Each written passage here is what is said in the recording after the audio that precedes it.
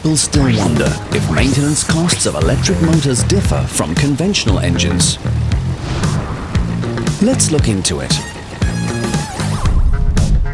A conventional engine is made of hundreds of moving parts.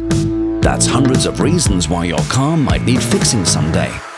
An electric motor consists of a fraction of the parts which aren't mechanical and aren't moving.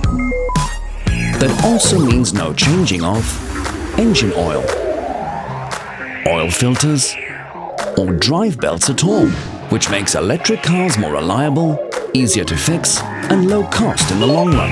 Literally, because every time you step off the gas, the recuperation system converts spare kinetic energy into electricity, causing less stress on expendable parts like tires and brakes, and most importantly, less stress on your wallet.